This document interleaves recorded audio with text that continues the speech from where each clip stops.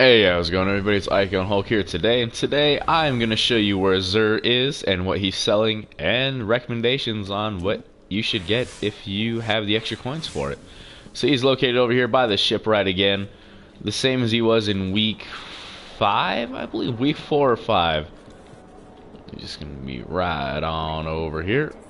There he is, Xur, 87 of the 9, this cheeky punk. And we'll start off with this Curios. Scout rifle telemetry, shotgun telemetry, machine gun telemetry, these basic spare upgrades, and some heavy ammo syntheses. So I'm gonna make a recommendation that a lot of you probably won't really care about, is the scout rifle telemetry. Probably buy about 1 or 2 of these, and the reason why is because Trials of Osiris is gonna be coming up soon. For those of you who don't know what that is, Trials of Osiris is basically, it's coming with the DLC. It's going to be like Iron Banner, but a little bit more hardcore. So it's a PvP mode that you have to get invited to with a special ticket that only drops in Crucible. And there's an exotic weapon bounty that is only exclusive to that playlist. So just in case you do get that weapon, this will help you level it up a little quicker. Scout Rifle Telemetry, I definitely recommend picking it up. I already got one myself. And let's get right into his gear. So for the Titans, you have the Crest of Alpha Lupi, which is... this is good for normal raid, and I'd say probably for skirmish and 3-man game mode. So this will probably be a good one for the new Trials of Osiris because it is a 3v3 skirmish type mode. So I would recommend picking this up, especially if you're on the raid on normal very often, and if you like to play a lot of skirmish or other 3v3 crucible modes with a lot of revives. So let's go right into what this one has to offer. And plus it looks really cool too, so that'll pop up right there. Alright, so you have your 4 basic defense upgrades, then you have Keeper of the Pack, Revive Fallen Teammates faster, Super also spawns additional orbs for enemies. Then you have Special Weapon Ammo, pretty decent, and Auto Rifle Ammo, which I'm sure majority of people use Auto Rifles, Suros Regime, Shadow Price, Grim Citizen, and all that. Now let's get right into it. Mask of Third Man, this is an excellent Hunter Helm, great for Blade Dancer users, Arc Blade users, so this is 4 damage upgrades. Unstoppable current arc blade attacks use less super energies, help you chain more kills, use it a little bit longer. Switchblade melee attack speed, again excellent for arc blade and just basic blink strike users. And infusion replenishes health each time you pick up an orb of light, so that could help out a lot. Very situational on that last one, but overall very strong choice. And warlocks, your favorite, you got Sunbreakers again, guys.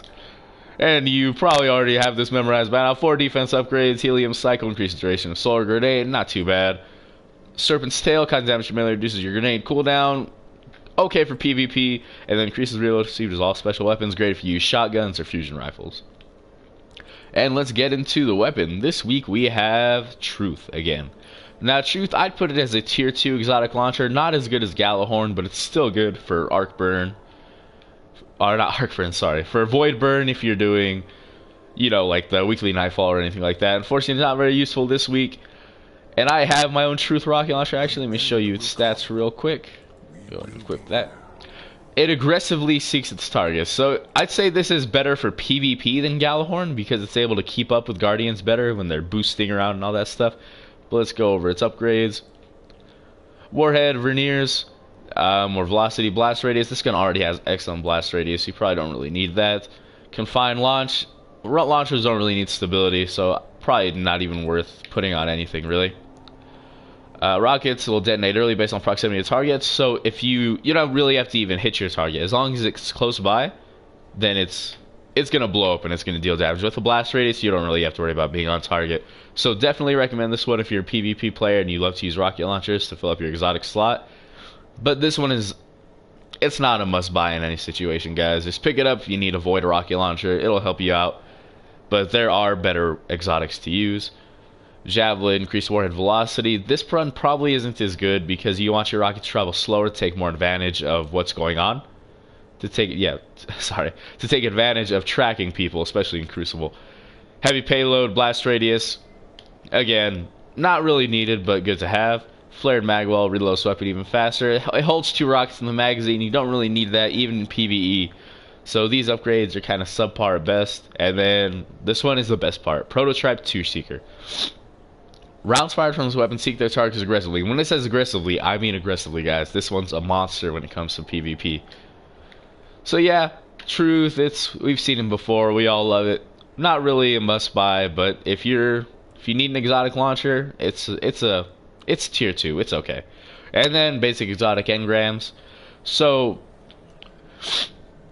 sorry, I'm coming down with a bit of a cold. There are 3 different helmets for each character. The Titan has insurmountable Skullfort, Helm of Inmost Light, and Helm of Saint 15.